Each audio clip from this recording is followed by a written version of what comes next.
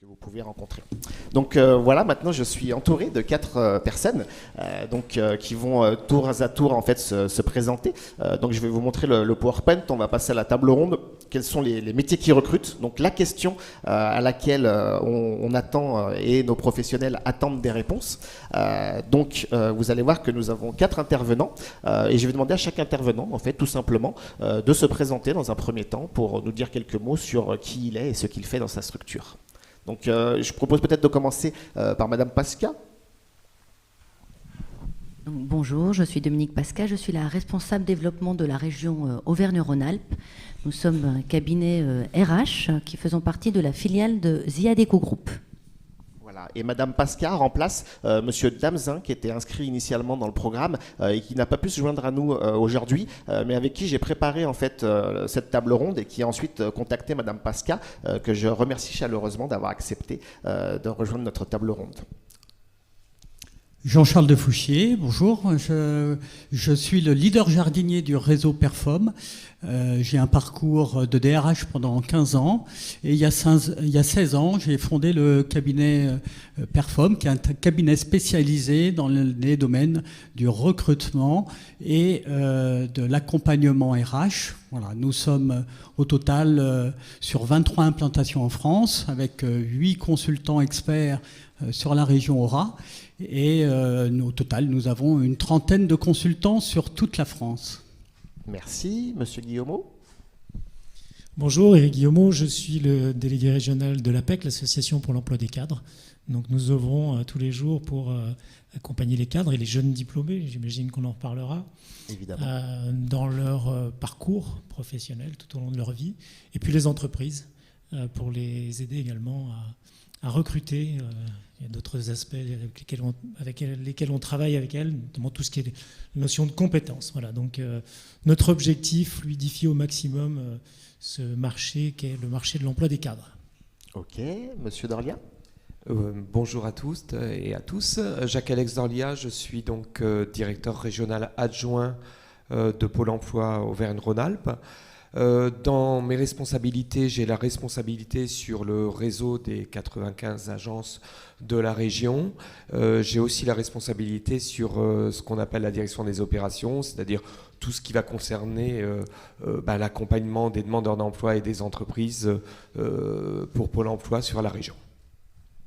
Ok, donc ce qu'on peut voir sur le PowerPoint en fait qu'on va basculer s'il vous plaît, c'est que à partir de la préparation en fait qu'on a eue avec chacun des intervenants, on a décidé en fait de diviser cette table ronde en 3 temps. On commencera par faire le lien avec la présentation de l'INSEE en zoomant sur les recrutements, quels sont les effets observés de la crise sanitaire sur les recrutements. Ensuite, on répondra à la question de la conférence, quels sont les métiers qui recrutent actuellement, puisque malgré la crise et la baisse d'activité, il y a des métiers qui recrutent et il y en a même beaucoup. Donc on va faire un petit tour d'horizon des différents métiers qui recrutent et on regardera ensuite quels sont les profils recherchés et pourquoi il y a des besoins sur ces métiers-là. Et on terminera en fait cette table ronde avec la question suivante, quelles sont les principales mesures mises en place par vos structures en faveur de l'emploi et qui répondra à des questions qu'on a déjà pu observer dans le fil de conversation. Donc ce que je vous propose, c'est de donner la parole tout d'abord à Monsieur Dorlia de Pôle emploi pour nous donner quelques éléments clés sur les effets de la crise sur les recrutements. Donc là, on a 2 petites diapos que vous allez nous présenter. Oui, alors très rapidement 2 petites diapos, mais ce sur quoi je voulais insister, c'est que les tendances, elles sont un peu différentes en fonction de la manière dont on va voir les évolutions et dans le baromètre qu'on va prendre. On a un recul des embauches. Et quand on dit embauche, on prend ce qu'on appelle les DPAE, c'est-à-dire les recrutements déclarés par les entreprises. Et là, on voit une tendance assez importante, mais avec des grandes variations en fonction des secteurs. C'est-à-dire quasi aucun recul des embauches sur la santé, par exemple, alors que sur la construction, sur l'agriculture, on a des niveaux assez faible de recul, hein, de l'ordre de moins 6% pour la construction, moins 8% sur l'agriculture. Et on va voir que sur l'hébergement et la restauration, là on atteint des taux assez élevés, plus de 40%. Donc voilà pour ce qui est le recul des embauches. Si je regarde les offres d'emploi, mon deuxième slide, là on va avoir les mêmes types de variations, hein. Je veux dire, c'est tout à fait parallèle, à part qu'en fait sur les offres, on va avoir une baisse un petit peu plus conséquente que sur les embauches. Notamment, on va retrouver la baisse de la construction et de l'agriculture, mais à des niveaux un petit peu plus élevés que sur les embauches, moins 16% sur les offres dans l'agriculture, moins 23% des offres dans la construction. Alors que sur l'hébergement et sur le tourisme et l'hébergement, on retrouve notre taux d'au-delà de 40%. Là, c'est bien notre photo de 2020. Si parallèlement, je prends des éléments un petit peu plus de prospective et qualitative, je vais en prendre deux. Le premier, c'est une enquête qu'on réalise tous les ans auprès des entreprises qui s'appelle l'enquête besoin de main-d'œuvre, BMO. Alors, on en a fait une pour l'année 2020, mais alors celle-là, elle est complètement dépassée, évidemment. On en a fait une flash, d'ailleurs, juste après le confinement, pour voir quel était l'impact sur les recrutements, les prévisions de recrutement des entreprises en fin d'année 2020. Et nous sommes dans une enquête pour l'année 2021, c'est-à-dire les anticipations 2021. Je n'ai pas les chiffres. Je suis un peu comme le collègue de l'INSEE tout à l'heure. Je n'ai pas les chiffres avec moi. On les aura qu'à la fin du mois d'avril. Ce qu'on sait, c'est que les tendances sont globalement les mêmes que les tendances habituelles. C'est-à-dire l'anticipation des entreprises reste au même niveau, sur les mêmes métiers qu'auparavant, les secteurs en tension, les métiers en tension. La seule chose, c'est que les tensions baissent un peu dans l'anticipation des entreprises. J'y reviendrai peut-être un petit peu plus tard de manière un petit peu plus précise. Dernier point sur lequel je voulais insister, et Frédéric Toubeau, tout à l'heure, le directeur régional, en parlait tout à l'heure, c'est que nous avons aussi une vision un peu plus qualitative à travers nos domaines d'excellence, les 13 domaines d'excellence qu'on suit, qui nous permettent avec la branche de pouvoir avoir quelques projections concernant les métiers qui recrutent ou les évolutions des métiers. Là, ce qu'on peut dire aujourd'hui, c'est qu'on ne voit pas de transformation fondamentale avec l'émergence de nouveaux métiers, mais on va observer des évolutions, des transformations dans des métiers existants, des demandes qui complètent un métier existant, qui va intégrer par exemple du digital ou d'autres éléments. Ça, c'est vraiment une marque importante des métiers qui recrutent de nouveau. Peut-être revenir sur ce que vous avez dit sur la tendance observée dans la prochaine enquête BMO. Ce que vous avez observé, c'est qu'en fait, on a les mêmes métiers qui recrutent par rapport à avant. Globalement, on a les mêmes métiers. Si je prends le top 20 des métiers qui recrutent, on va retrouver le top 20 des métiers qui recrutent dans les anticipations des entreprises.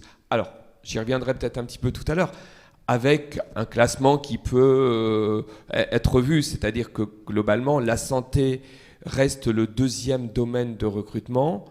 Jusqu'alors, nous avions plutôt l'hôtellerie-restauration, le tourisme, qui était le premier secteur de recrutement, qui passe le troisième. Et le premier secteur de recrutement au niveau de la région, c'est le commerce. Même si ça peut être un peu non intuitif aujourd'hui, c'est le commerce qui passe le premier secteur de recrutement dans la région. D'accord. Donc merci. Il y a déjà un premier message fort. Les métiers qui recrutent actuellement sont à peu près les mêmes finalement qu'avant crise. On y reviendra tout à l'heure pour voir un peu plus spécifiquement de quel métier on parle. Monsieur Guillaumeau, au niveau de l'APEC et de l'emploi cadre, vous avez aussi une diapo à nous présenter. Oui, j'espère que ce qu'on va voir ne sera pas trop petit. Alors, je suis comme mes collègues. Normalement, en février, on publie tous les ans notre projection, enfin plus exactement notre analyse de ce qui s'est passé l'année précédente et la projection sur l'année suivante, le panel.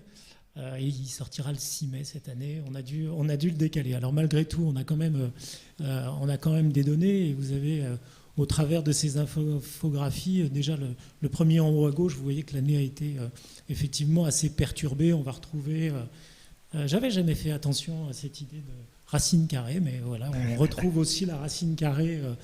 Ce que je vous présente ici, moi, ce sont les offres, hein, puisqu'on n'a pas la vision des recrutements, c'est justement notre panel qui permet de les voir. Quelques données quand même sur cette année. 2020, quand je dis que c'est une année chamboulée, c'est très clair. Notre analyse, c'est que 4 entreprises sur 10 ont annulé ou reporté des recrutements. Donc ça, c'est quelque chose qui est majeur et qui s'est retrouvé effectivement dans les données que vous voyez ici. Et puis globalement, sur l'ensemble de l'année, on a publié 25% d'offres en moins en Auvergne-Rhône-Alpes. C'est mieux que le national qui est à 29%. Mais effectivement, c'est une année triste pour l'emploi pour les cadres. Alors il y a une nette amélioration sur le dernier quadrimestre, puisque le dernier quadrimestre, on est à moins 13, alors qu'au deuxième trimestre, on est descendu jusqu'à moins 50. Donc vous voyez qu'effectivement, on est plutôt sur la bonne voie. On est plutôt sur la bonne voie en ce début d'année, puisque quand on se compare à janvier-février de 2020, juste avant la crise, nous sommes à moins 6%. Donc on voit que progressivement, ça revient. Malgré tout, les entreprises qu'on interroge, très clairement, elles manquent d'anticipation aujourd'hui. 1 sur 2 est incapable de nous dire vraiment ce qui va se passer dans les semaines et les mois qui viennent. Donc c'est compliqué. Et puis pour celles qui voient à peu près ce qu'elles veulent faire, il n'y en a qu'une sur 10, alors tout confondu, hein, il n'y en a qu'une sur 10 qui prévoit de recruter au moins un cadre. Alors ça, vous le voyez dans le schéma qui est en bas à gauche. Alors c'est très différent si vous êtes une TPE, puisque là on est à 5%, et puis si vous êtes une grande entreprise, ça va beaucoup mieux. Pour vous donner un repère, sur les entreprises de plus de 100 salariés, en 2020, la prévision sur le premier trimestre, c'était 40% des entreprises, 60% des entreprises qui pensaient recruter au moins un cadre, c'est 40% sur ce premier trimestre. Voilà. Quelques focus sur les jeunes. Je sais qu'on en reparlera, mais classiquement, hein, on est dans un temps de crise. Temps de crise, c'est les jeunes et en général les seniors qui trinquent, si je puis dire ça comme ça. Donc si je vous disais que tout à l'heure, on était à moins 25 sur l'année au niveau des publications d'offres pour l'ensemble des offres qu'on publie, c'est moins 37 pour les jeunes. Et on est encore à moins 25 sur ce début d'année. Voilà, donc ça reste compliqué pour cette catégorie en particulier. On constate aussi, alors là je sors un peu du recrutement, mais parce qu'on voit les cadres et les jeunes régulièrement, on constate une vraie inquiétude. Hein, on a presque un cadre sur 4 qui est inquiet par rapport à son poste, et pour une grande majorité d'entre eux, ils ont des vraies inquiétudes si jamais ils le perdaient. Donc on sent une inquiétude forte chez les cadres et chez les jeunes. Et puis je voudrais rajouter quelque chose aussi, puisqu'on parle effectivement du recrutement, c'est que malgré tout, quand on travaille, quand on interroge les entreprises qui recrutent toujours, elles sont assez inquiètes en fait sur la persistance des tensions dans les recrutements. C'est deux entreprises sur 3, 2 recruteurs sur 3 qui anticipent des difficultés. Alors c'est pas tout à fait étonnant, finalement, puisqu'elles se détournent des jeunes. Et puis les cadres actifs, c'est quelque chose qui est important. Les cadres qui sont actuellement dans les entreprises, ce n'est pas eux qui vont beaucoup bouger dans les semaines et les mois qui viennent. Donc très logiquement, finalement, ça va pas obligatoirement améliorer les tensions qu'elles pouvaient constater dans les mois précédents. Voilà.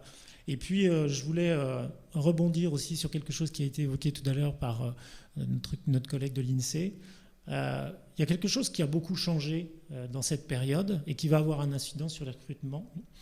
C'est que les cadres, et les jeunes d'ailleurs aussi, en fait, voient les choses un peu différemment. On a un cadre sur 3 qui pense à se reconvertir. Et puis, il y a un cadre aussi sur 2 qui pense à créer son entreprise. Donc ça aussi, c'est quelque chose qui pourra avoir un impact sur ce qui va se passer derrière. Voilà, en quelques mots, l'analyse qu'on fait de ces derniers mois. Ok, Ok, donc merci. Donc en fait, ce qu'on retient, c'est qu'il y a une population en difficulté, c'est les jeunes, et y compris les jeunes diplômés, à travers votre discours. Et ce qu'on peut retenir aussi, c'est qu'en fait, il existe encore des tensions sur certains métiers. Donc on y reviendra tout à l'heure quand on va lister un petit peu les métiers qui recrutent, savoir quels sont les métiers qui ont du mal à recruter et essayer de savoir pourquoi. Donc on va continuer ce tour de table par vous, Monsieur Defouchier. Donc, qu'est-ce que vous observez au niveau des recrutements dans votre cabinet? Voilà. Alors, je vais vous parler effectivement de ce qu'on constate au sein du réseau Perfom, hein. Mais je vais commencer par vous donner les chiffres de la profession.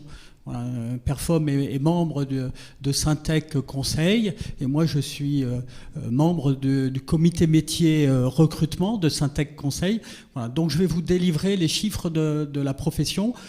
On va retrouver forcément la racine carrée, on va retrouver à peu près les mêmes chiffres qui ont été évoqués.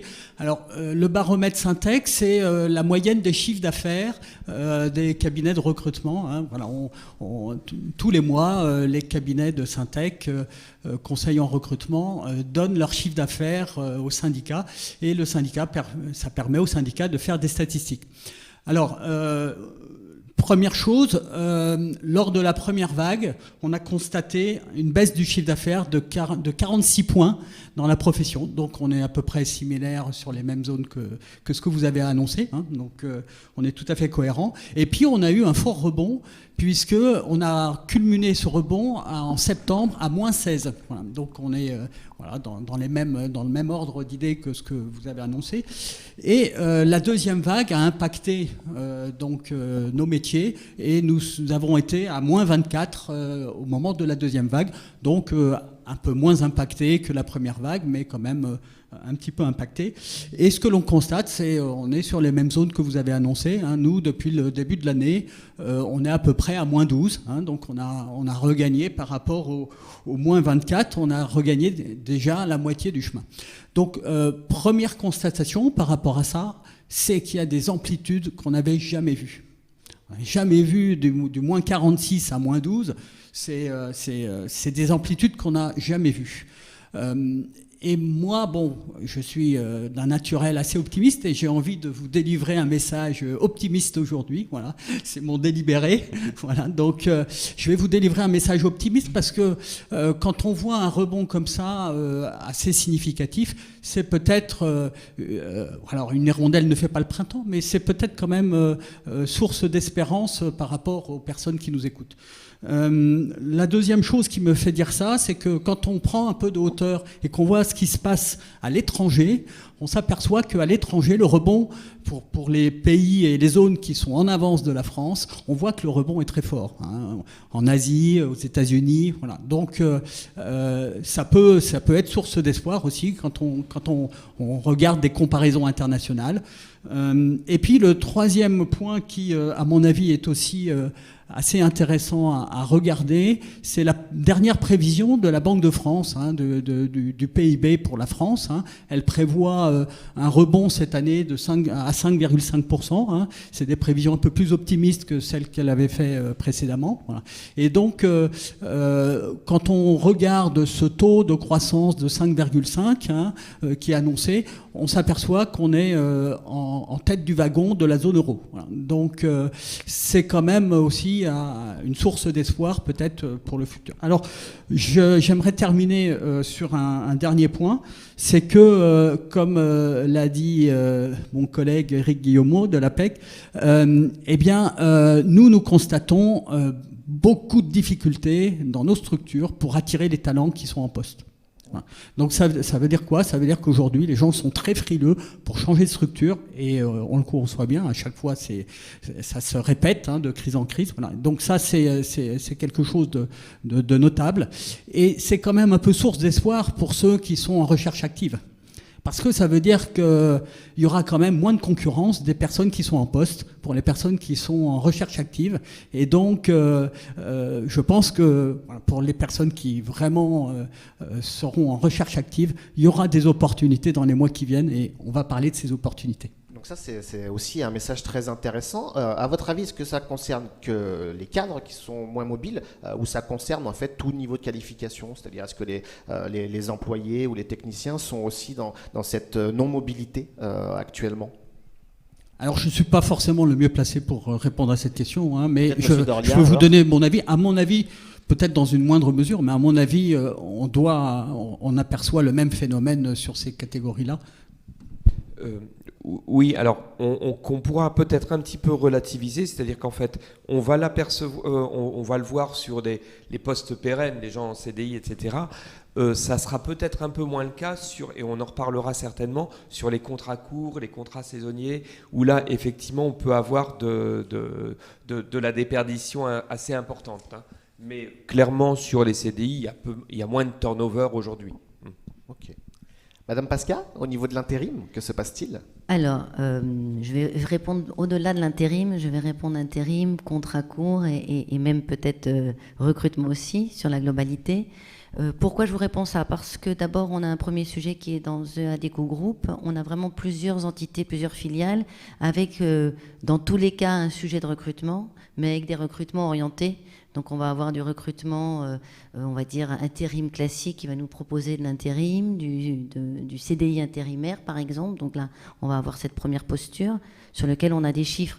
Je ne vais même pas y revenir, qui correspondent absolument à ce que nous ont dit l'INSEE là, c'est-à-dire on était à moins 60% en avril 2020. Donc effectivement, c'est une activité ou un format de contrat qui est là pour répondre et faire tampon lors des moments de croissance ou de décroissance. Donc là, ça a été visible immédiatement.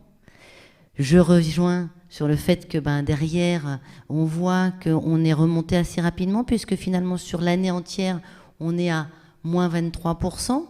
Donc la récupération a été assez rapide. Après, on verra dans le détail pourquoi. Et sur la région Rhône-Alpes, moins 21%. Donc on est même un tout petit peu mieux sur le secteur. Et sur ce premier trimestre, on est à moins 10%. Donc on sent que la remontée, elle est constante.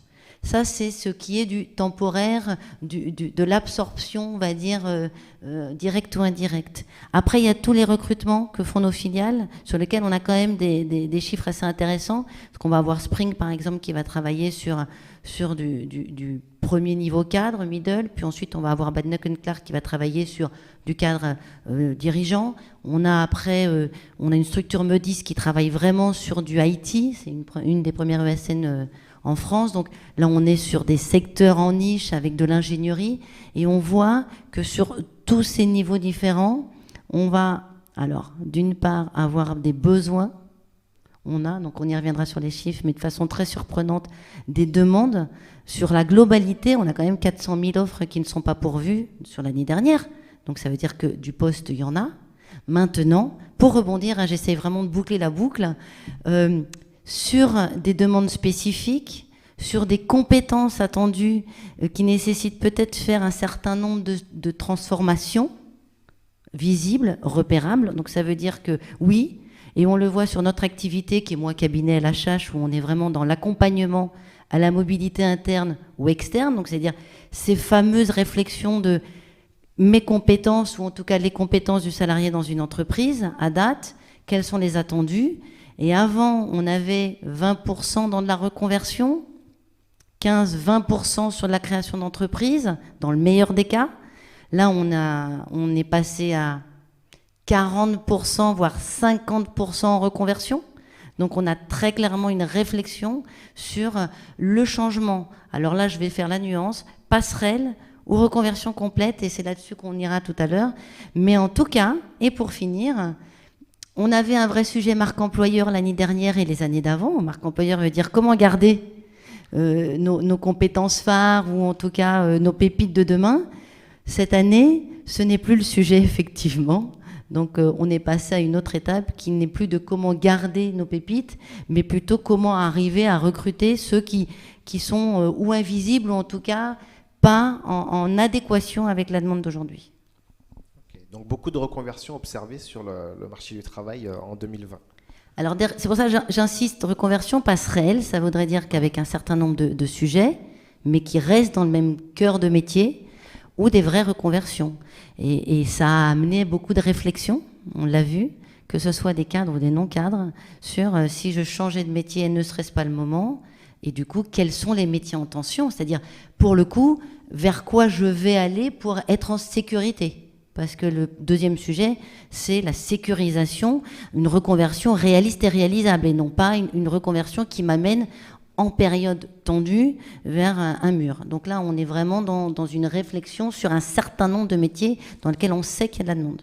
Ok, donc on va bientôt arriver à justement ces métiers et en parler. Peut-être avant, je vois que dans le chat, il y a des échanges en fait sur le public senior. C'est-à-dire que vous avez parlé de la difficulté d'insertion des jeunes, mais qu'en est-il des seniors au niveau de Pôle emploi ou de l'APEC? Est-ce que vous avez des informations?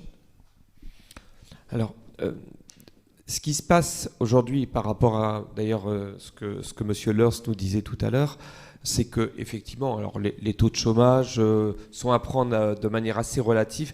Nous, ce qu'on va regarder, c'est les demandeurs qui sont inscrits à Pôle emploi. On sait qu'on a moins de sorties que habituellement des publics de plus de 50 ans.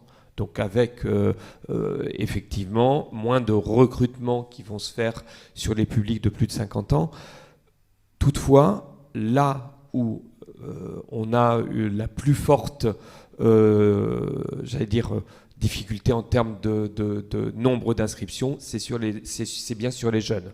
On voit bien que la crise, elle a apporté une grande difficulté de trouver son premier job en réalité, ou trouver des passerelles pour arriver à son premier job en passant par d'autres de l'emploi plus temporaire. Donc voilà, j'aurais tendance à dire qu'aujourd'hui, j'ai pas forcément d'inscription des seniors plus importante à Pôle emploi. J'ai surtout moins de sorties parce que moins d'opportunités de sortie. Okay. Merci. Monsieur Guillaumeau. Alors, j'ai pas de chiffres non plus, parce que quand on parle des offres, autant on a des offres qui sont ouvertes aux jeunes diplômés, et ça, on peut clairement l'afficher, autant on n'a pas d'offres qui soient fléchées par rapport aux seniors, et fort heureusement. Il n'y a pas d'offres qui ne seraient pas ouvertes aux seniors, c'est logique. On parle plus, du fait de notre expérience. Ça fait longtemps qu'on connaît ce marché et on sait très bien que dans les périodes de crise, de toute façon, ce sont les extrêmes qui traînent, comme je le disais tout à l'heure. Donc, comme Jacques-Alex, effectivement, on ne constate pas encore immédiatement ces problématiques, mais on sait qu'elles vont arriver. Parce que c'est logique, comme ça vient d'être dit, ça va être plus compliqué de trouver quand on est demandeur d'emploi. Et puis il y a une autre chose sur laquelle on anticipe aussi au niveau de l'APEC, qui concerne peut-être encore plus les cadres, ce sont les carrières longues, c'est-à-dire les plus de 55 ans, qui il y a encore quelques années n'étaient pas très loin de la pré-retraite, mais qui maintenant peuvent avoir jusqu'à 10 ans à travailler. Et ça risque aussi d'être un problème important pour les cadres en carrière longue, donc plus de 55 ans, et donc aussi à gérer dans les entreprises. Ok. Et une dernière question, je pense, pour vous, Monsieur Defouchier. Quel est le positionnement des cabinets de recrutement par rapport à la population des seniors? Alors, nous sommes très sensibles à cette question. Et alors, j'avais prévu de la traiter sur la dernière partie de notre conférence, mais je peux peut-être déjà vous déflorer les choses.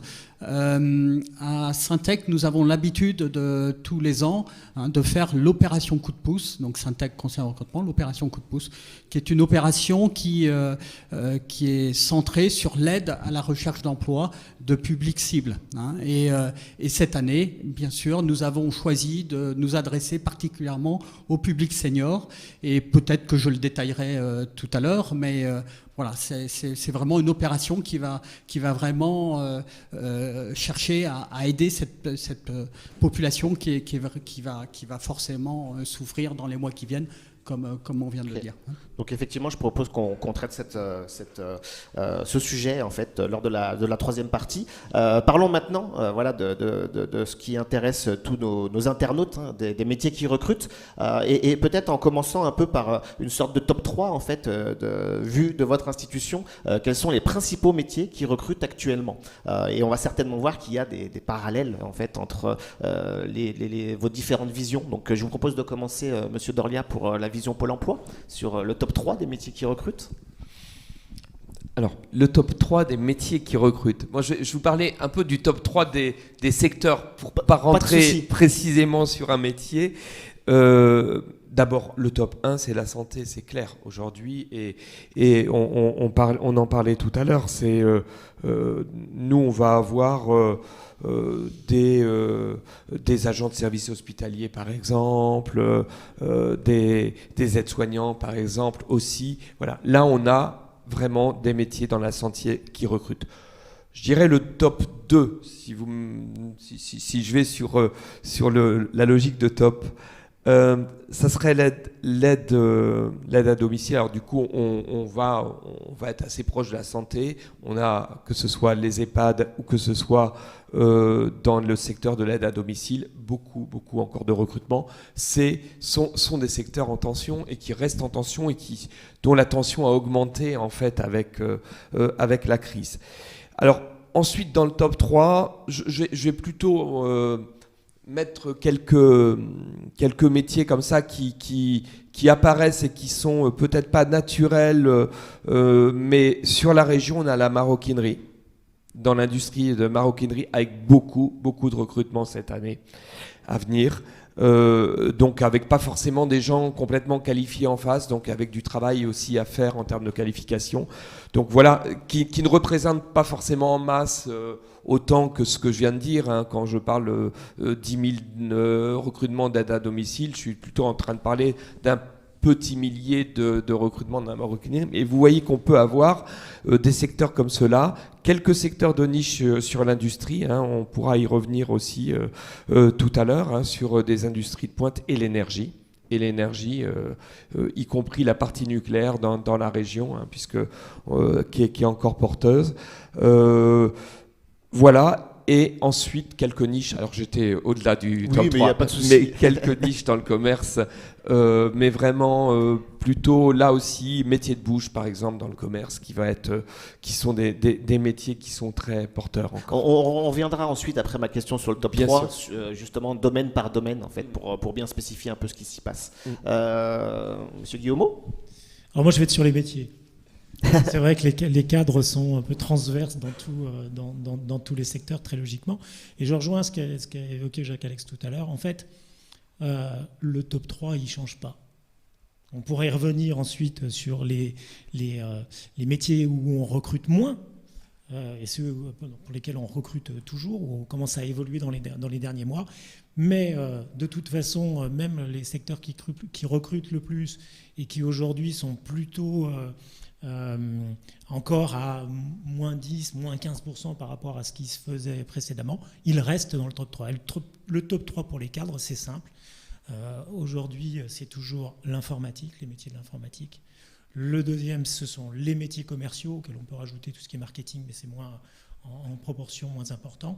Et puis le troisième, c'est tout ce qui touche aux études et à la recherche et développement. Voilà, donc ça reste le top 3, je vais y arriver. Même si, pour illustrer ce que je viens de dire, recherche et développement, ça reste dans le top 3, mais en termes de publication d'offres, on est encore aujourd'hui à moins 25% par rapport à l'année dernière. Donc ça se maintient, mais il y en a beaucoup moins qu'avant. D'accord, ça marche. On va continuer le tour de table. Allez-y. Alors, du coup, je vais essayer de donner une réponse plus intérim, une réponse plus intermédiaire, et comme ça, on va ventiler. Pour l'intérim, on a clairement 15 métiers identifiés en tension dont on parlera tout à l'heure, mais je dirais globalement, on est sur des métiers précis qui touchent la logistique et le transport. Ça, c'est le premier sujet. Le deuxième, si je reste dans l'intérim, ou le premier, ça va dépendre de quel côté on le prend. Bien entendu, la santé. On a un ADECO médical, c'est-à-dire qu'on a vraiment une entité qui ne fait que ça. et qui est systématiquement avec plus d'offres que de la capacité à pourvoir. Donc ça, c'était pour donner 2 axes majeurs qui ne changent pas, qui se sont accentués. Et alors, pour donner le chiffre d'accentuation, on va y aller sur des zones surprenantes, plus 30% sur le domaine de la santé, dans le domaine intérim, forcément. Plus 50% sur le même secteur d'activité, sur la Haute-Savoie, pour boucler avec les chiffres de l'INSEE. Donc, ça dépend en plus des sujets de région.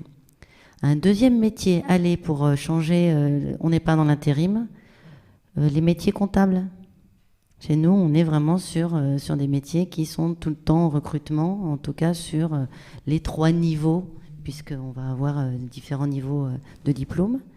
Et le troisième, je ne mets pas l'informatique, puisque chez nous, c'est un secteur de niche, qui sont les métiers, effectivement, dans le commerce, ou les métiers commerciaux, qui sont à date, toujours en activité, en demande, avant, pendant, après crise. Ça, c'est vrai que je l'avais repéré dans des études qui sont disponibles sur Internet, que les entreprises, dans cette période de crise, ont besoin encore plus de vendre leurs produits, de les faire connaître, et que sur des métiers type commerciaux, technico-commerciaux, effectivement, il y avait pas mal de demandes. Je rebondirai même, et c'est là où on aura sûrement un échange, c'est bien sûr, tout dépend si on met le marketing ou pas à l'intérieur, si on met le numérique, c'est là où on se croise, mais c'est aussi parce que ce sont des métiers qui se repensent, et qui vont utiliser des nouveaux formats de support qui vont faire qu'on va avoir des évolutions de métier, mais de toute façon, l'activité commerciale est le nerf de la guerre pour que l'entreprise fonctionne. Ok. Monsieur de Fouchier. Alors, moi, je vais redire un petit peu ce qui a été dit, donc c'est-à-dire le top 3, on va être effectivement sur le digital, la numérisation, voilà, le high-tech, la partie commerciale, et puis aussi la santé. Alors je vais faire un petit focus un peu différent pour éclairer d'une manière différente. Le digital, qu'est-ce qu'on constate, nous? On constate 2 choses. D'abord, les entreprises veulent plus commercialiser via le net. Ça, c'est une tendance lourde. Et la deuxième tendance que l'on constate, c'est que les entreprises ont besoin de s'organiser pour télétravailler. Donc une tendance vers le cloud. Et ces 2 tendances génèrent beaucoup plus de recrutement, à la fois sur la partie développement, développeur web, sécurisation des données, architecture, nouvelle architecture avec le passage au cloud, etc. Donc tous ces métiers-là qui sont liés à la tendance de fond et aux mutations liées à la crise génèrent beaucoup de demandes chez nos clients. Ça, c'est la première chose. Petit focus spécifique. Deuxième focus spécifique, ce qu'on constate aussi sur les métiers commerciaux, c'est qu'on a des clients qui ne recrutaient pas de commerciaux et qui commencent à recruter des commerciaux, et notamment dans l'industrie. Parce que les commandes arrivaient naturellement avant. Et aujourd'hui, eh bien, les commandes, il y en a qui arrivent, mais il y en a certaines, il faut aller chercher. Et donc on voit des recrutements spécifiques dans des métiers spécifiques, dans des industries spécifiques qu'on ne voyait pas avant crise. Et ça, c'est une bonne nouvelle, je dirais, pour le futur, parce que c'est des opportunités nouvelles. Et puis, sur la santé, vous l'avez très bien dit, je peux peut-être citer ici le leader européen de la logistique pharmaceutique, Movianto, et qui est très implanté dans notre région et qui a des volumes de recrutement qui sont toujours importants, voire même en croissance. Donc voilà, pour illustrer un petit peu quelques points complémentaires, mais bon, on est tous sur les mêmes données et sur les mêmes informations, juste quelques petits éclairages. Oui, on voit bien qu'il y a des grands domaines là qui ressortent. J'ai entendu la santé, les services aux personnes, le commerce, le transport logistique. Ce que je vous propose, c'est qu'on revienne justement sur un peu chacun de ces domaines et que vous nous disiez un peu quels sont spécifiquement les métiers sur lesquels il y a des forts besoins et quels sont les profils en fait recherchés. Si on commence par la santé, qui peut nous en dire un petit peu plus sur les métiers de la santé? Infirmier, aide-soignant. Je reviendrai un peu sur ce que je disais tout à l'heure, effectivement. Alors, d'une part, la santé, on est à 134 000 recrutements sur la région en 2020. Donc, faut se donner un peu un ordre d'idée dans les chiffres. Recrutement, ce qui ne veut pas dire offre d'emploi, hein, comme je le disais tout à l'heure. On va avoir effectivement les infirmiers, mais ça c'est de manière extrêmement récurrente. Après, pour des métiers, j'allais dire, qui demandent un peu moins de durée de formation, on va avoir les agents de services hospitaliers, je le disais tout à l'heure, et là, avec un besoin de plus de réactivité qu'on pouvait en avoir précédemment, on peut s'en douter vu le contexte, et donc qui nous oblige aussi à faire des formations plus adaptées, des formations courtes. On travaille avec l'ARS, hein, l'Agence régionale de la santé, sur des points comme ça, pour pouvoir avoir des formations courtes pour amener des gens qui sont parfois pas dans ces métiers-là, pour les amener dans ces métiers-là. Je pense notamment sur des gens qui sont dans le service, dans la restauration, sur lesquels on a pu faire des orientations sur des métiers comme cela. Et dans l'aide, dans le service à la personne, tous les métiers d'assistante de vie sociale pour adultes, là aussi, on doit aller chercher des profils qui ne sont pas forcément des profils habituels, et notamment sur des métiers qui sont aujourd'hui moins demandés. J'insiste sur le aujourd'hui, quand je parlais sur l'hôtellerie par exemple. Et les formations qui sont proposées, en fait, c'est proposé en amont du recrutement, ou ils sont recrutés et ensuite ils sont formés? Alors, de plus en plus, notamment sur les métiers de la santé, mais y compris sur les métiers des services à la personne, on a besoin d'avoir des gens qui sont prêts à entrer directement dans un recrutement. On est sur des métiers en tension, et les employeurs ont besoin d'avoir tout de suite quelqu'un.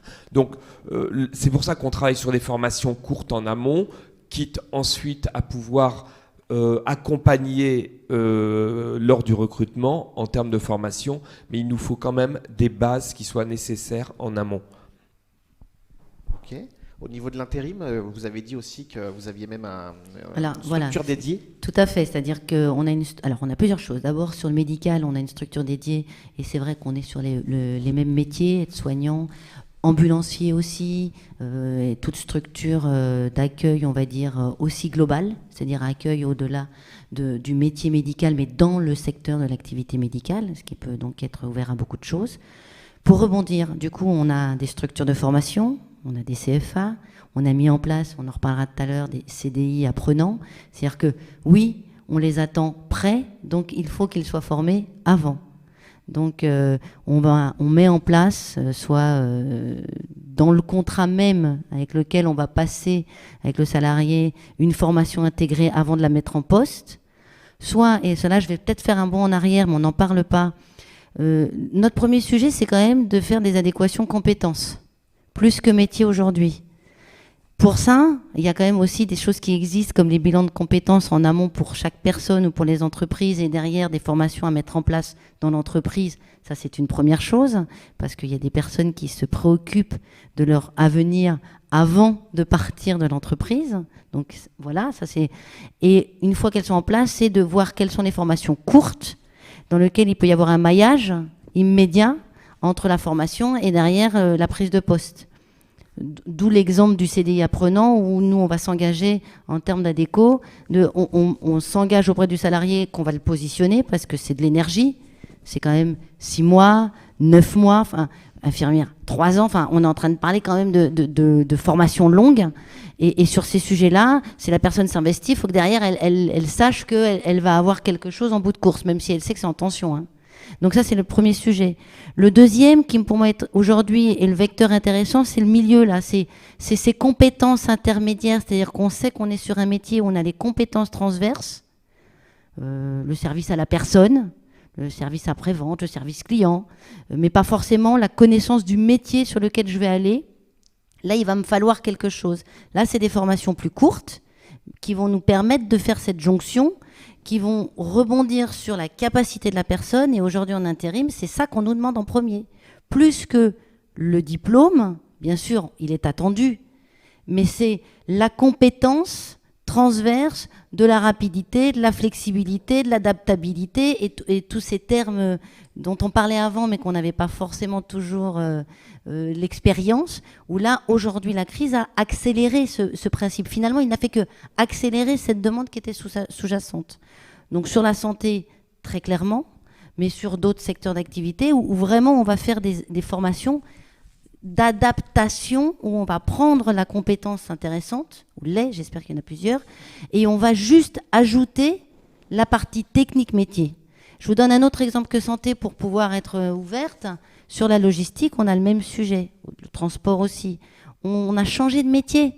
C'est-à-dire la logistique est toujours demandée, toujours un besoin, sauf que l'évolution sociétale fait que les palettes et puis la logistique B2B, comme on dit, c'est-à-dire d'usine pour aller livrer dans les magasins qui vendent, ben celle-ci, elle se réduit. Et à l'inverse, ce qui augmente, c'est la e-logistique. C'est toute cette organisation pour pouvoir répondre à la demande du click, du click and collect, comme on dit, et de cet achat qui fait qu'on va gérer derrière et qu'on va livrer chez l'individu, chez le particulier. C'est pas le même métier. Clairement, ils ont besoin d'une adaptation. Mais enfin, on est quand même en train de parler d'un secteur d'activité sur lequel on va pouvoir tout à fait faire la passerelle. Pour donner un autre exemple. Et quand vous parlez d'adaptation, c'est combien de temps de formation pour monter en compétence sur ces types de métiers ? Si je parle de la logistique, ça peut être quelques semaines, 2-3 semaines. Ça va dépendre aussi du niveau demandé, si on est en supply chain ou si on est en transport. Quand on est en santé, parfois, ça va quand même rester, selon le métier, sur du 3-6 mois. 3-6 mois. Pour illustrer, et notamment pour rebondir à ce qu'on disait tout à l'heure sur la santé en Haute-Savoie, on a testé avec l'ARS des formations pour agents de services hospitaliers sur lesquelles on a fait un petit peu plus d'1 mois de formation pour des personnes notamment venant du service restauration, sur 1 mois et demi, je crois que c'était un peu plus de 130 heures de formation, et ce qui nous a permis de les intégrer directement et d'être opérationnel directement, alors avec ensuite quelques ajustements au moment du recrutement. Mais voilà, là c'était vraiment spécifique parce qu'on partait de personnes sur lesquelles on pouvait aussi récupérer un certain nombre de compétences acquises. Mais effectivement, on est tout de même sur la santé de manière générale, plutôt des formations de moyenne durée, on va dire. D'accord. Et qui peut concerner après tout type de public avec tout niveau de qualification, ou il y a des niveaux requis ? Je vois que c'était des questions un peu qu'il y avait dans le chat. Alors ça va dépendre des postes vers lesquels on va aller, mais effectivement aujourd'hui on peut partir sur des postes, alors je reste sur la santé que je viens de citer, sur lesquels le niveau de base de qualification n'est pas, on n'est pas sur du bac plus quoi en fait. Après, il va y avoir des attendus en termes de soft skills, ce qu'on disait tout à l'heure, d'aptitudes qui seront effectivement, alors soit avec un peu d'expérience sur un autre secteur, soit avec vraiment des capacités d'adaptation, des capacités de pouvoir intégrer soit un service hospitalier, soit un EHPAD, soit une structure concernée. Donc là, ça demande tout de même des aptitudes personnelles tout à fait disons adaptées quoi en fait. Et là c'est vraiment, moi j'insiste dessus parce que n'allons pas directement vers ces métiers parce qu'on est en train de vous expliquer que ce sont des métiers qui recrutent. Oui, mais ça, on avait fait une conférence justement, notamment sur les services aux personnes, où le discours était il faut avoir envie de travailler dans ces métiers, avoir envie d'aider des relations humaines pour aller sur ces métiers-là. Si on continue un peu à naviguer dans les métiers, vous avez parlé de la logistique qui est fortement développée. Sur les métiers du transport, j'ai cru comprendre qu'il y avait pas mal de recherches au niveau des conducteurs de camions. Alors tout, pas que conducteurs camions, si ce n'était que les conducteurs camions transport en général, interurbain, déjà d'une part, parce que le transport, lui, il évolue, mais malgré tout, c'est ce qui fonctionne. Et on a même des réflexions interrégionales où il y a tout un besoin de type de conducteur qui aujourd'hui avait un peu disparu. Alors peut-être parce que pareil, historique, sociétal, on était passé au train, on était passé à l'avion. Aujourd'hui, on se rend compte que d'abord, il y a des choses qui ne sont plus possibles aujourd'hui. Le fret a changé, donc c'est aussi un métier, le fret sur lequel il y a des sujets d'avenir. Mais du coup, on reprend la route, on revient à l'Europe, on revient à la France. Et voilà, donc ça serait le transport, quel que soit le conducteur. Ça serait, je rebondirais, sur finalement le transport ou la logistique pharma. Parce que le domaine pharmaceutique, pour sortir de... Quand on dit santé, c'est pas forcément milieu hospitalier. On a quand même tout un tas d'activités dans notre région. On a beaucoup de laboratoires, donc que ça soit sur de la recherche et développement, où là, bien sûr, on va avoir un profil particulier, mais on a besoin, je sais que sans citer de nom, il y a quand même 300 postes attendus sur la Rhône-Alpes, il y en a 280 sur l'Auvergne, ne serait-ce que sur ces secteurs-là. Parce que il va falloir produire, c'est du supply chain. Et là, la compétence attendue pourrait être, bien sûr, sur certains niveaux, des connaissances en chimie ou d'encadrement, mais surtout, ce qu'on nous demande, c'est une compétence de grande précision, ce qui, elle, n'est pas forcément lié au diplôme, de capacité, d'actes répétitifs et de notification absolue de tout ce qui se passe, d'observation. Donc vous voyez, là, on est sur des compétences qui sont transverses, que l'on peut retrouver sur des métiers totalement différents. Ok. Donc, je vois qu'il y a pas mal d'interrogations sur les métiers de l'industrie. On y viendra très rapidement. Avant de parler de l'industrie, j'ai entendu parler en fait des métiers de commerciaux, notamment sur les parties cadres. En fait, dites-nous un petit peu plus sur ces besoins. Peut-être Monsieur Guillaumeau et ensuite Monsieur De Fouchier. Alors là, c'est très large. c'est clair. Hein. Historiquement, de toute façon, les métiers commerciaux ont toujours été... On revient sur votre top 3 de tout à l'heure. Hein, parmi les métiers les plus importants chez les cadres, ça a toujours été entre 20 et 25% des recrutements de cadres. Le métier de commercial, en tout cas dans les entreprises, c'est un métier socle. Il est clair qu'on ne peut pas se développer sans ces métiers. Alors je vais pas rentrer dans les détails, hein, parce qu'on en a besoin partout. C'est ce qui était évoqué tout à l'heure. Toutes les entreprises qui aujourd'hui ont finalement une visibilité ou veulent se donner les moyens d'avancer ont besoin de mettre en avant leurs produits, leurs services. Et j'évoquais tout à l'heure ces évolutions qui peuvent être différentes dans le top 3 que j'évoquais tout à l'heure. On est descendu jusqu'à moins 30 l'année dernière au niveau des recrutements, des offres par rapport aux commerciaux. On n'est plus qu'à moins 10. Donc on voit bien que de toute façon, ce sont des métiers qui vont très logiquement revenir sur le devant de la scène. On pense quand même qu'une fois qu'on va un peu sortir de cette crise, ça risque... On croise les doigts. Je suis comme Jean-Charles, je suis plutôt positif et optimiste, que ça risque de repartir plus fort que lors de certaines autres crises. On aura besoin de commerciaux et dans tous les secteurs. Un complément peut-être ? Oui, en complément, je crois que vraiment les métiers commerciaux ont toujours été des métiers très demandés, hein, on le sait. Ils ont été quand même impactés pendant la crise parce que difficile de recruter un commercial qui doit se rendre physiquement chez un client lorsque le client fait du télétravail, hein, donc ou difficile de développer une activité, par exemple commerciale vers les pharmacies lorsque les pharmacies sont complètement débordées par l'activité liée au Covid, etc. Donc les métiers de commerciaux ont quand même, pendant la crise, été impactés par le confinement, hein, ne l'oublions pas.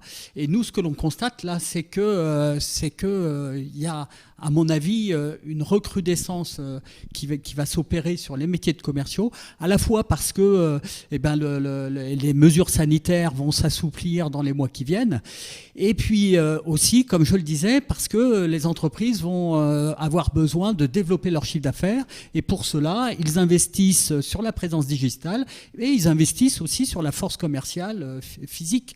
Et donc, je pense qu'on va retrouver très certainement, dans les mois qui viennent, des volumes de recrutement de commerciaux très importants. Oui, allez-y. Peut-être pour compléter et pour élargir sur le commerce au-delà des commerciaux, hein. Je le disais, c'est le premier secteur qui recrute aujourd'hui avec 150 000 recrutements en 2020. On voit, alors on a une chute notamment sur la grande distribution, hein, clairement. Ça reprendra peut-être, mais certainement la grande distribution pas autant que les niveaux qu'on a pu connaître.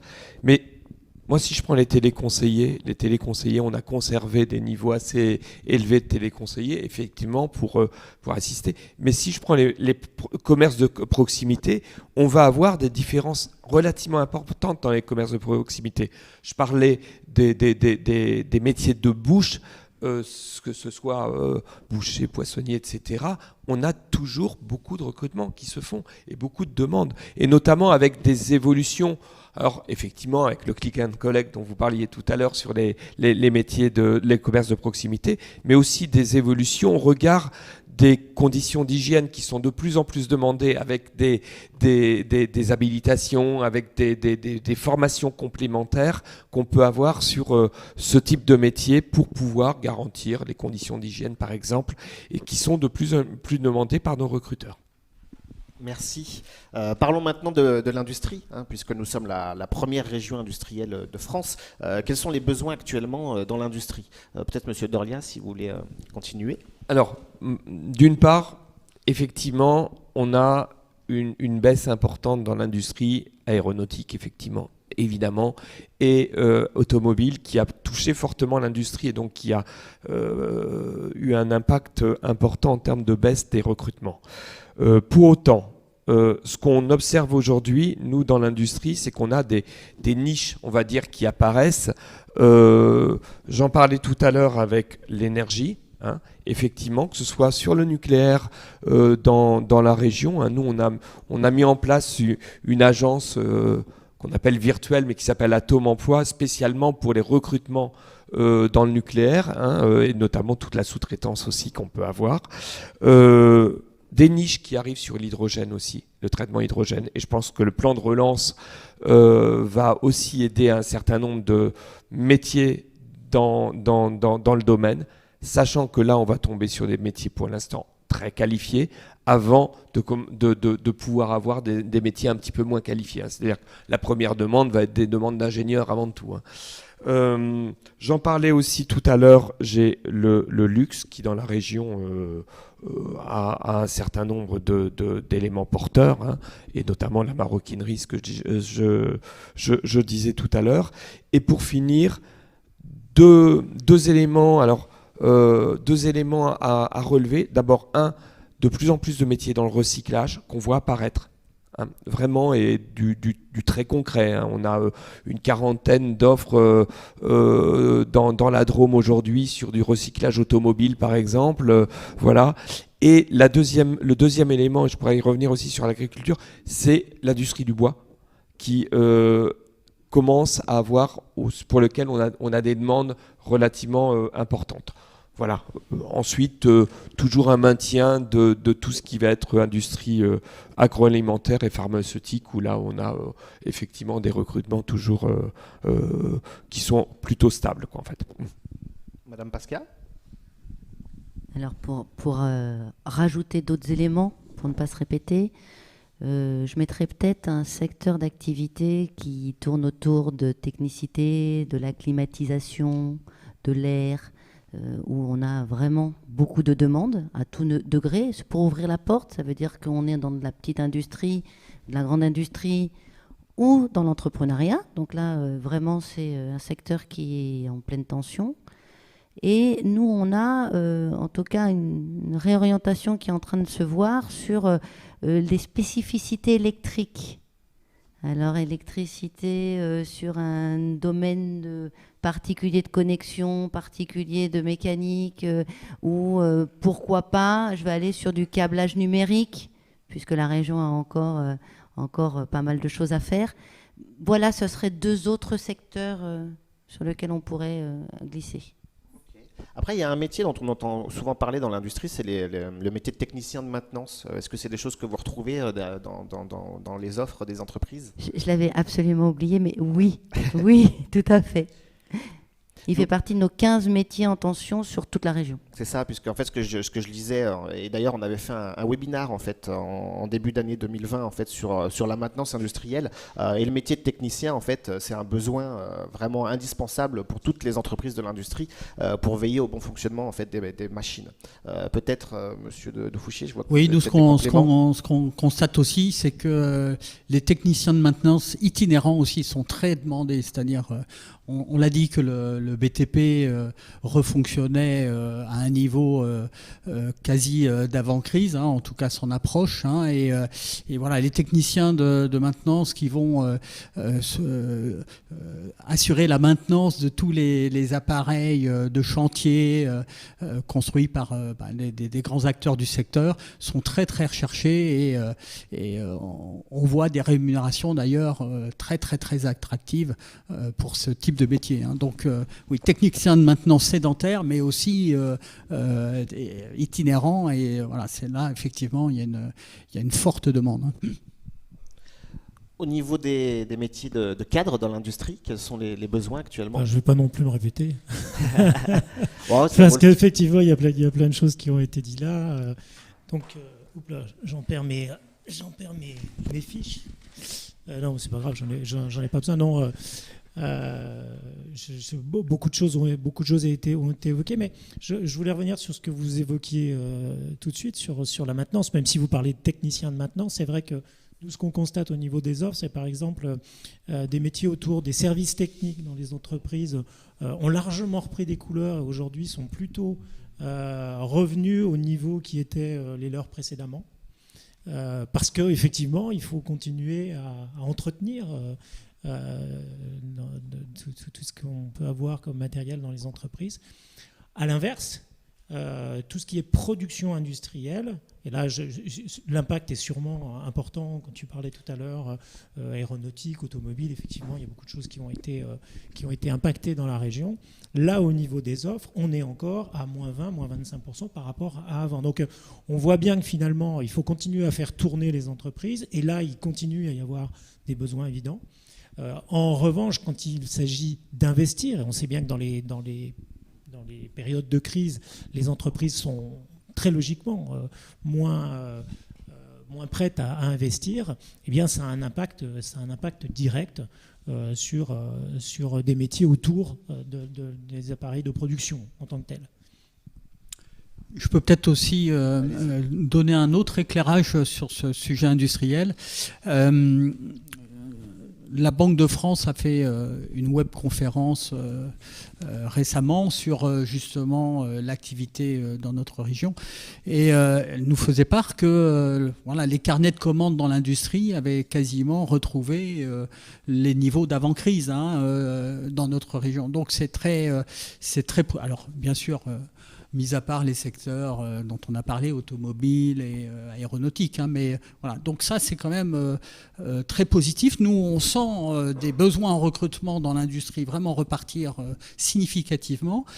Et même, pour tout vous dire, on commence à voir des sous-traitants de grands groupes qui avaient complètement cessé, bien sûr, les recrutements et qui reviennent sur le marché du recrutement pour les cadres. Donc ça aussi, pour moi, c'est un signal assez fort par rapport à ce qui pourrait devenir comme une accélération dans les mois qui viennent. Voilà. Ça, pour moi, c'est un signal assez fort. Pour rester dans l'industrie, vous avez une question, Monsieur Guillaumeau, sur les métiers de cadre en industrie et énergie. Y a-t-il des postes d'ingénieurs recherchés et même des noms d'entreprises? Alors, je ne sais pas si vous avez des noms d'entreprises qui recherchent. Non, alors, je suis désolé, je ne suis pas venu avec des noms d'entreprises. Par contre, la personne qui a posé cette question va sur apec.fr. Il va y retrouver quand même une grande majorité des offres d'emploi cadre qui existent en France et en Auvergne-Rhône-Alpes. Bien entendu, ce qu'il faut se mettre en tête, c'est qu'il y a toujours des recrutements. Il y a toujours beaucoup de recrutements, même si on est encore à un peu moins 10, et que dans certains secteurs, on peut être à moins 20, moins 25. il en reste quand même. Donc oui, il y a des recrutements d'ingénieurs dans les secteurs qui ont été identifiés. Par contre, là, non, je suis désolé, le nom des entreprises, APEC.fr, où ils viennent nous voir, on va travailler avec eux là-dessus, on peut les mettre en relation avec des entreprises. Nous sommes à leur disposition. Il y a peut-être, alors il faut qu'on avance juste parce il nous manque deux secteurs sur lesquels on n'a pas encore parlé, c'est la construction et puis peut-être l'agriculture aussi, puisque je sais que vous aviez quelques éléments. En termes de construction, on avait vu à travers les données de l'INSEE, en fait, la construction c'est quand même plutôt stabilisé en fait sur le 3e et 4e trimestre. Qu'est-ce que ça représente en termes de besoins? Peut-être pour mettre un peu de relativiser un petit peu sur le BTP, parce que grosso modo c'est 43 000 recrutements dans l'année dernière en contrat de plus d'un mois. Hein. Quand je vous parle de recrutement, c'est des recrutements durables. L'anticipation des entreprises pour le moment sur le BTP n'est pas complètement favorable. Hein. Je voudrais le dire, et d'ailleurs M. Leurs le disait, notamment au regard des bons des mises en chantier, de la baisse de 5% des mises en chantier. Donc on voit un besoin, parce qu'il y a un besoin permanent et il y a toujours un besoin, mais je dois dire qu'on n'a pas eu autant d'offres, notamment les offres durables, et j'insiste dessus, ces derniers mois, qu'on aurait pu penser à la sortie du premier confinement. Ensuite, sur les métiers, on va avoir des métiers, disons, pour le coup, assez classiques, avec des métiers dans maçonnerie, électricien. Vous parliez des habilitations électriques. On a une vraie demande d'avoir des habilitations, que ce soit électrique, que ce soit aussi dans la sécurité par exemple. Hein. Donc c'est pas nécessairement uniquement sur des métiers, mais des métiers qui vont avoir un élément complémentaire sur des éléments comme cela, ou alors des habilitations par exemple dans l'énergie climatique, je pense à des métiers comme cela. Ensuite, on reste dans les travaux publics, aussi avec beaucoup de demandes, notamment dans tous les métiers qui concernent l'installation des câbles, par exemple, hein, sur la région. Donc voilà ce que moi je dirais vraiment. Pour le coup, on ne sent pas encore un rebond très important sur les emplois durables. On a des métiers qui évoluent, c'est ce que je disais tout à l'heure, avec des demandes de compléments sur un certain nombre de métiers. Oui, je vais juste confirmer effectivement. Alors, la construction, c'est pas non plus un secteur d'activité dans lequel il y a une proportion de cadres la plus importante. On va plutôt être dans des métiers non cadres. Mais ça fait partie de ces secteurs qui n'ont pas repris pour nous en termes de publication d'offres, puisqu'on est tombé, un peu comme je le disais tout à l'heure, pour la R&D ou la production industrielle, on est tombé à moins 30 et on est toujours aux alentours de moins 20, moins 25%. Donc ça fait partie, effectivement, je confirme, de ces secteurs qui, pour nous, n'ont pas redémarré en termes de recrutement. D'accord. Et du coup, je rebondis.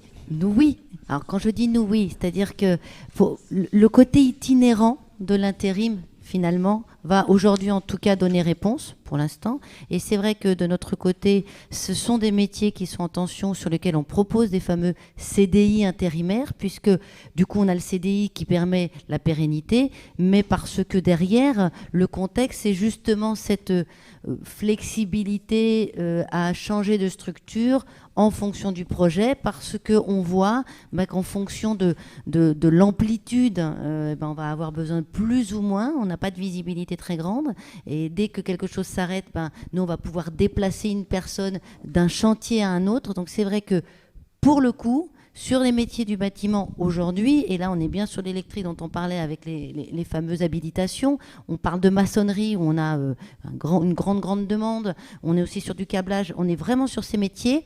Et le CDI intérimaire va être la solution, en tout cas sur les 2 années à venir, le temps que les choses se croisent, au moins. D'accord. Peut-être on peut aussi considérer qu'il y a toujours un effet retard dans la construction. C'est-à-dire que la crise génère généralement, comme on l'a vu tout à l'heure, une baisse des mises en chantier, une baisse des permis de construire. Et c'est après que, du coup, il y a moins de chantiers que ça. Mais là, on est en train de réaliser des chantiers qui, pour beaucoup, ont été conçus et initiés avant la crise. Et donc, on a toujours un décalage. Donc, c'est assez normal pour moi que pour les contrats sur le long terme, il y a une certaine prudence, mais qu'il y a toujours les besoins de livrer les chantiers qui ont démarré avant crise. Donc, c'est peut-être cet effet que l'on constate. Ok, merci. Par rapport à l'agriculture, peut-être un petit mot, Monsieur Dorlia. Peut-être rapidement, parce que l'agriculture n'est pas un secteur d'un haut niveau de recrutement en offre durable, c'est 7500 recrutements dans l'année.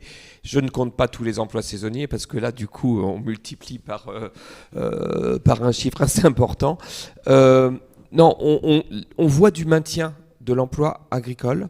On voit surtout aussi des transformations et des exigences complémentaires à ce qu'on pouvait avoir, notamment que ce soit sur le digital par exemple, et je voulais insister parce que c'est pas forcément un réflexe de se dire que je vais mettre du digital dans l'agriculture alors que c'est de plus en plus demandé en termes de mécanisation.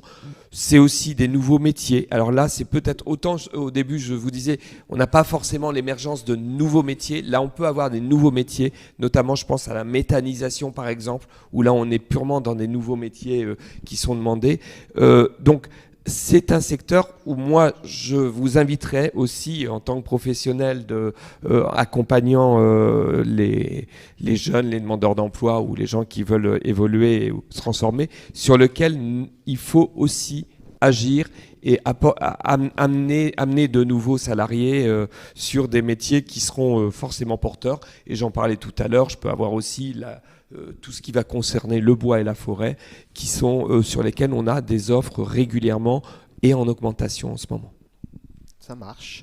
Peut-être, on a évoqué beaucoup de métiers qui recrutent actuellement. Voilà, des domaines qui sont ressortis sur la santé, les services aux personnes, le transport logistique, des métiers de l'industrie, des métiers de la construction, même si c'est un peu en baisse. Les métiers qui recrutent moins actuellement, vous nous confirmez, métiers de l'événementiel, hôtellerie-restauration, où est-ce que ça repart petit à petit ? De notre côté, ça ne repart pas ni sur l'hôtellerie, ni sur l'événementiel, et on n'a pas de visibilité, donc pour l'instant, blackout. Alors, oui, effectivement, alors, événementiel, culture, etc., restauration, on est sur des métiers qui ne repartent pas. Toutefois, notamment sur les métiers qui vont tourner autour du tourisme et de la restauration et de l'hôtellerie, il y a des anticipations par moment de se dire, dans les relations qu'on a avec les entreprises aujourd'hui, d'une inquiétude, d'une déperdition d'un certain nombre de compétences qui sont parties ailleurs. Normal, hein. Les gens n'ayant pas d'emploi dans ce secteur-là sont partis ailleurs. Et donc effectivement, sur un effet reprise, nous, ce qu'on nous demande, c'est de conserver les bons niveaux de compétences. Alors, on ne peut pas le faire comme ça, mais au moins, en termes de formation, continuer à former, nous, dans les métiers du tourisme, par exemple, pour pouvoir, au moment d'une reprise, pouvoir avoir des personnes qui soient embauchables rapidement et qui puissent répondre aux besoins de l'économie, qui est quand même extrêmement important dans la région. Moi, juste aussi pour nuancer sur l'hôtellerie, où on voit par contre que ce qui se réduit énormément, c'est l'hôtellerie d'affaires. Et ça, on pense que ça risque de durer et que donc c'est surtout un changement du format de l'hôtellerie à date, parce qu'on va avoir un développement de l'hôtellerie plus familiale, de l'hôtellerie de vacances et orientée plus français en ce moment. Donc du coup, c'est plutôt le format de l'hôtellerie et les attendus dans l'accueil de l'hôtellerie. Ok. Donc je vois que l'heure avance. Si vous êtes d'accord au niveau des internautes, je vous propose de prolonger un petit peu les débats, puisqu'on avait promis de parler des mesures en faveur de l'emploi, revenir sur les aides sur les jeunes et les seniors. Donc là, je vois qu'il est 11h58. Ce que je vous propose, c'est qu'on aille jusqu'à midi 15 maximum pour pouvoir avoir un petit temps d'échange justement sur ces mesures en faveur de l'emploi. Juste avant, j'ai vu des questions sur où trouver des informations sur les métiers en tension, notamment sur la liste dont vous avez parlé, des 15 métiers en tension selon ADECO. Alors, je vais faire la même chose, adeco.fr. adeco.fr. Donc n'hésitez pas à aller sur les sites partenaires. N'hésitez pas à aller sur les sites, n'hésitez pas, on a des agences aussi locales pour le coup, c'est-à-dire vraiment sur chaque point, de téléphoner, de regarder sur les sites et ils auront les réponses immédiatement, Oui. parce que nous travaillons. Et puis je vois qu'il y a pas mal de baromètres qui sont publiés justement de différentes institutions, également de plateformes comme Indeed, qui mettent en place des baromètres. Donc n'hésitez pas à aller sur ces ressources. Ce que je vous Et APEC.fr pour les cadres. et APEC.fr, oui, bien sûr. Nous sommes aussi vous en un avez parlé observateur au du départ. marché de l'emploi cadre, donc pour les cadres, c'est sur APEC.fr. Évidemment. Il y a de bonnes choses aussi sur votre site. Donc ce que je vous propose pour cette table ronde en fait sur le dernier point, c'est qu'on puisse évoquer le plan Un jeune une solution, qui est un plan assez important mis en place par l'État et sur laquelle notamment Pôle emploi et APEC, vous êtes fortement contributeurs, mais également la directe et la région. Et puis ensuite on parlera un peu de l'aide des seniors et puis des CDI apprenants, puisqu'il y a eu des questions justement sur ce dispositif. Donc le plan Un jeune une solution. Oui, alors j'ai quand même aussi ne pas oublier Pôle emploi.org et j'insiste si vous voulez avoir des informations plus professionnelles et non pas pôle emploi.fr qui est le site plus pour les demandeurs d'emploi et les entreprises. Donc pôle emploi.org. Alors le plan Un jeune une solution. Alors peut-être plusieurs choses. Avant le plan Un jeune une solution, une des actions fortes. Vous le savez, Pôle emploi dans la région Auvergne-Rhône-Alpes a en charge ce qu'on appelle le plan d'investissement dans les compétences, le PIC, et ça fera lien avec le plan Un jeune une solution. Mais le PIC vise l'État a souhaité mettre un investissement assez fort dans la formation, et notamment dans la formation des non qualifiés, des personnes qui n'ont pas de qualification, pour les amener à un niveau de qualification. Donc sur la région, c'est 652 millions sur 4 ans. Et donc ce qu'on a fait au regard de l'année 2020, en accord avec l'État, c'est réorienter une partie des formations qui étaient financés dans le cadre du plan d'investissement des compétences vers les secteurs qui ont été considérés ensemble dans notre analyse sur les secteurs les plus porteurs. Et donc on va retrouver les secteurs qu'on a, la santé, le numérique, le tourisme, le bâtiment par exemple. Voilà. Donc c'était important parce qu'en fait ça nous a permis, y compris, d'adapter les formations. On en a parlé tout à l'heure quand on parlait de formation courte, de formation d'habilitation par exemple. Et dans le cadre du PIC, il y aura aussi, cette année spécifiquement, des fonds qui vont être délégués pour des formations spécifiques pour les jeunes.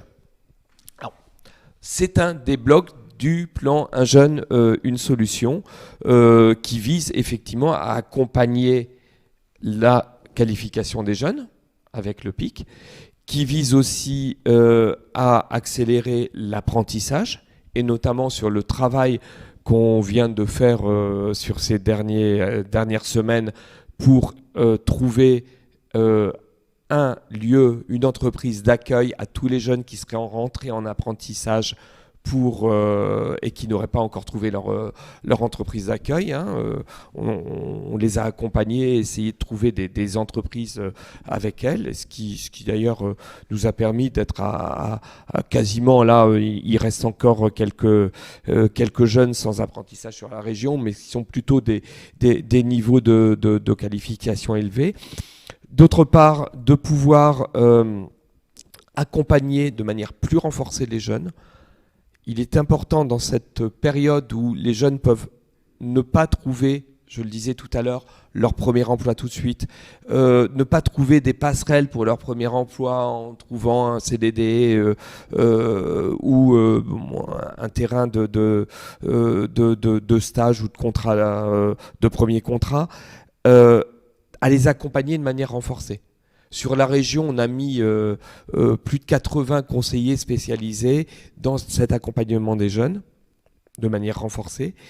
Troisième élément, c'est aussi un certain nombre de mesures qui ont été portées par l'État, que ce soit l'aide à l'embauche des jeunes pour les entreprises qui permettent d'avoir une aide financière alors qui devrait s'arrêter au 31 mai pour l'instant, c'est la date ou alors des contrats plus classiques qui peuvent aider des jeunes habitants, soit des jeunes, soit des habitants dans les quartiers, par exemple, à financer leur premier emploi ou l'emploi dans le cadre de ce qu'on appelle les contrats d'initiative emploi, par exemple les CIE, ou les parcours emploi compétences. Voilà, donc il y a des palettes qui sont proposées: formation, accompagnement à l'alternance, aide à l'embauche, qui peuvent permettre aux jeunes et aux moins jeunes d'ailleurs de pouvoir avoir un coup de pouce pour leur recrutement. Alors, je voudrais en profiter parce qu'on est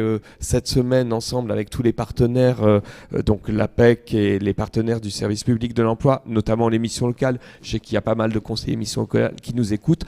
On est dans une semaine spéciale, là, avec des événements qui ont lieu un peu sur toute la région, qui est une semaine, un emploi pour les jeunes. Voilà, on a plus de 300 événements qui ont lieu sur la région, dans des agences, dans les territoires, et donc qui vont permettre aussi de pouvoir présenter les métiers et les orienter vers les métiers qui recrutent. Guillaume ? Ben voilà, on est en plein dedans, effectivement, cette semaine, mais ce n'est que la continuation, effectivement, de notre implication, de l'application de l'APEC dans le dispositif gouvernemental Un jeune, une solution. Donc notre objectif, il a été de plus que doubler le nombre de jeunes qu'on allait accompagner sur une période qui part de septembre jusqu'à l'été prochain. C'est dans la région, plus de 6 000 jeunes, c'est notre objectif d'accompagner plus de 6 000 jeunes. Alors nous, on est vraiment dans la partie accompagnement, même si effectivement on va identifier ceux qui peuvent avoir besoin d'aide et puis les transmettre aux missions locales, par exemple, à Pôle emploi, pour les aider. Mais nous, on va vraiment être sur un dispositif qu'on appelle chez nous objectif premier emploi. C'est leur donner les outils, la structuration, le plan d'action pour vraiment bien attaquer leur recherche. Et puis, bien entendu, faire en sorte aussi de leur faire rencontrer des entreprises. Donc, on est vraiment mobilisés là-dessus. Et puis, cette semaine, particulièrement, puisqu'on a démultiplié ces actions. Et on a aussi mis en place, alors jusqu'à la fin de la semaine, mercredi, jeudi, vendredi, des tables rondes thématiques, enfin des webconférences thématiques sur l'emploi dans l'industrie, l'emploi dans la chimie, l'emploi dans le numérique, etc., avec des professionnels qui viennent expliquer ce qui se passe actuellement. Et on a réussi à en organiser pas mal, donc ça veut dire que de l'emploi, il y en a dans beaucoup de secteurs. Ok, merci. Monsieur Defouchier ? Sur cette thématique-là, nous, à Syntec Conseil en recrutement, on s'est vraiment investi sur la thématique des seniors. Et donc, voilà, je vous parlais tout à l'heure de l'opération Coup de pouce, qui est une opération qu'on renouvelle tous les ans. Et cette année, on a choisi de donner un coup de pouce à la population senior. Alors, c'est une opération qui est délivrée avec plusieurs partenaires. Donc, il y a des partenaires qui sont ici. Il y a aussi la G2R, la mondiale. Et puis, il y a aussi le groupe MMH qui nous accompagne dans cette opération. Cette année, elle se fait en 3 étapes, cette opération. Il y a d'abord eu une opération nationale où 32 cabinets RH de Syntec Conseil en recrutement ont accompagné plus de 500 personnes en recherche d'emploi seniors, ou des personnes qui cherchaient à se repositionner. Donc on les a accueillis physiquement ou de manière digitale lors d'un entretien. La deuxième étape de cette opération, ce sont des webinars que l'on a organisés. Le prochain webinar est le 6 avril et le thème c'est comment développer son réseau professionnel pour avoir accès au marché caché. Donc c'est un sujet que connaît très bien l'APEC. Voilà, comment développer son réseau professionnel. Donc le 6 avril pour les seniors qui nous écoutent, rendez-vous lors de le le 6 avril. Et puis, au mois de juin, nous allons faire des journées emploi dans les régions, où là, nous allons recevoir de manière digitale, parce que bien sûr tout est digitalisé cette année, vous le comprenez bien, nous allons recevoir de manière digitale les demandeurs d'emploi seniors, et nous allons leur permettre d'avoir 3 entretiens de courte durée où ils vont pouvoir faire leur pitch, on va les conseiller sur leur pitch, hein. Et puis il va y avoir aussi 5 ateliers lors de ces journées emploi, plus des plénières, voilà. Donc voilà, et bien sûr la région Aura a bien sûr été sélectionnée pour déployer ce dispositif en région. Donc rendez-vous au mois de juin pour l'opération Coup de pouce dans notre belle région. Merci, c'est noté. Madame Pascal, et CDI apprenant? Alors, CDI apprenant, c'est en fait une première rencontre, on va dire, avec toutes les personnes qui sont intéressées par le sujet de la reconversion sur les métiers en tension qui sont identifiés. À partir de là, il y a évidemment un travail d'échange et de validation de compétences plus que ce qu'on disait de technicité. À partir de ce moment-là, ensuite, on passe on va dire, on s'engage, ADECO et la personne qui s'engage dans le process, puisque il ne faut pas qu'on arrête en cours de route, d'où cette première étape d'échange. Et on va s'engager donc à former, c'est-à-dire on va prendre en charge la formation, le prix de la formation, contractualiser, et ensuite contractualiser derrière, une fois que la formation est terminée, et donc avec la certification ou les certifications nécessaires, un CDI intérimaire, en gros. Donc c'est ouvert. Aujourd'hui, on insiste, en tout cas chez ADECO, sur le fait que ce sont des compétences que l'on cherche plus que des qualifications métiers au départ. Donc ça peut être ouvert, tout dépend bien sûr du type de métier. Le deuxième sujet, c'est la géographie, c'est-à-dire à quel degré de mobilité géographique on est. Donc ça, c'est aussi important, puisque ce sont des métiers où on nous appelle à bouger, hein, on est dans de l'itinérance. Voilà pour le CDI apprenant. Moi, je lancerai une autre piste dans nos mesures, enfin 2 autres, toutes petites, mais on ne sait jamais. Malgré tout, la VAE, pour ceux qui sont en APLD, il y a quand même aujourd'hui la possibilité d'utiliser un levier de financement pour pouvoir certifier un certain nombre de choses, alors qu'on est en situation de chômage partiel. Donc ça peut être une autre piste sur laquelle nous, on a une structure qui s'appelle les 2 Rives qui accompagne, voire de manière collective, hein. On a fait des accompagnements sur des structures entières où, puisque les gens étaient en situation de chômage partiel, eh ben de profiter de cette étape-là pour valider un certain nombre d'acquis pour rebondir sur le parcours professionnel dans l'entreprise, sur les métiers qui évoluent. Et j'ai envie de dire la 3e piste, pour les seniors, chez nous, ben, c'est aussi la possibilité de penser au management de transition. Et là, bon, la structure pour donner l'identification, qui est Badneck & Clark chez nous, mais il y en a d'autres, ou parfois, c'est peut-être une autre façon d'orienter son expertise et sa seniorité, puisque là, on demande des gens qui ont une capacité d'adaptation, une connaissance de métier, sur des missions de 6 à 18 mois. Et honnêtement, pour voir les missions qui sont proposées, elles sont belles, elles sont pleines de challenges et de défis. Et les gens qui aiment cette mobilité, on va dire, tous les 18 mois, ne s'arrêtent jamais. Donc c'est une autre façon d'envisager la pérennité pour les seniors. Voilà la 3e piste. Merci. Je vois dans le chat des conversations, il y a aussi des questions sur le dispositif transition collective. On n'aura pas le temps d'en parler aujourd'hui, mais on pense préparer à Via Compétences en fait une action sur ce sujet-là. Vous aurez de l'information sur notre site sans aucun souci. Pour clôturer la table ronde, peut-être une toute dernière question en fait. À un professionnel de l'orientation, de l'emploi et de la formation, quel conseil ou message vous souhaiteriez qu'il retienne de cette conférence sur les métiers qui recrutent? Peut-être Madame Pascal, vous pouvez garder la parole. Ben, la société change, hein, donc faut qu'on s'y adapte. Donc soyons intelligents dans cette adaptabilité, gardons le positif. Mais je pense que notre façon d'envisager l'emploi a changé. Et là, peut-être le travail, nous, en tout cas, est d'accompagner dans cette prise en compte et cette mise en œuvre de ce changement. Monsieur de Fouchier. Oui, moi j'aurais envie de dire qu'il va y avoir des recrutements pour les cadres et qu'il faut vraiment en être convaincu. Et et avoir pour ceux qui recherchent un emploi, avoir une démarche vraiment dynamique.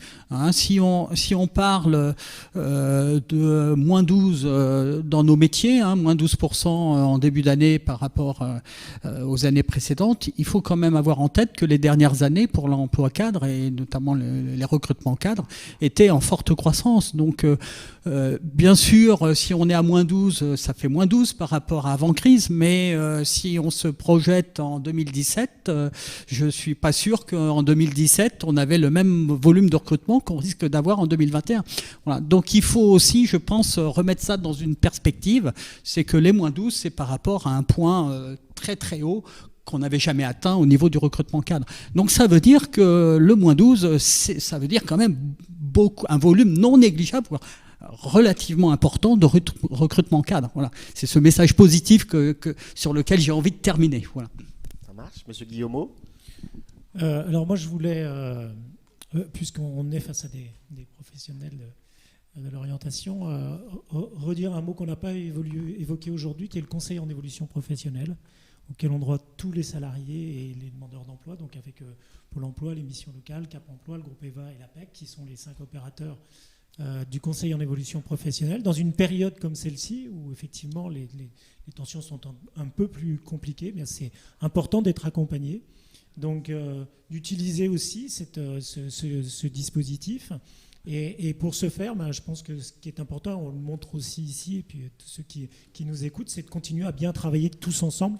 Je trouve que dans la région, tous les opérateurs ont cette volonté de travailler ensemble pour le bien de tous, pour le bien des entreprises qui ont besoin de recruter, et puis de tous les salariés de la région. Donc je conseillerais de continuer à essayer de travailler le mieux possible en combinant nos efforts et nos expertises. Monsieur Dorlia, le mot de la fin. Le mot de la fin. Moi, j'aurais 3 mots. J'aurais peut-être, je vais rebondir sur ce que Eric vient de dire, mais évolution, opportunité et accompagnement, quoi. C'est-à-dire qu'on est vraiment dans un monde en évolution, effectivement, les secteurs, les métiers. Pas de révolution, j'aurais tendance à dire. On a pensé parfois qu'il y aurait des nouveaux métiers, etc. Mais on est en évolution et avec une demande forte. Des opportunités, il y en a. On l'a dit, des opportunités d'emploi, des opportunités aussi pour peut-être soit changer d'emploi, soit se former pour aller ailleurs, et l'accompagnement, et Eric le disait, et je rebondis dessus, parce qu'effectivement, vous êtes là pour accompagner avec le CEP, évidemment, et il faut inciter à... alors, je parlerai des demandeurs d'emploi en particulier, à solliciter l'accompagnement, à utiliser l'accompagnement. Nous sommes là pour ça, pour aider, pour conseiller, pour accompagner. Voilà. Merci. Merci, un grand merci à vous 4. Donc on a prolongé un petit peu la table ronde parce qu'il me semblait important d'aller jusqu'au bout de la démarche. Vraiment merci à vous 4 pour la richesse et la qualité de vos interventions. J'espère que vous, internautes, vous aurez appris beaucoup de choses aujourd'hui à travers cette webconférence. Je voulais remercier aussi Monsieur Leurs, qui est toujours parmi nous au studio, pour son intervention de début de conférence. Voilà, vous dire que si on peut juste basculer le PowerPoint, une petite minute, je vous garde encore pour vous donner quelques informations pour aller plus loin sur ce sujet des métiers qui recrutent.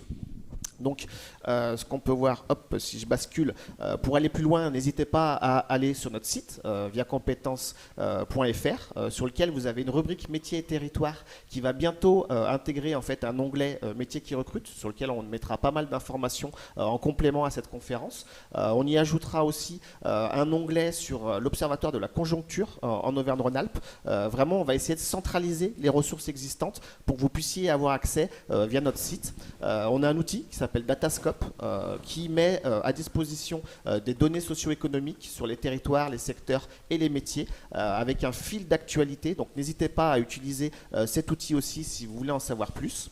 Et vous dire que dans le cadre de notre plan de professionnalisation, on va continuer à mettre en place des actions sur les métiers qui recrutent et sur d'autres sujets.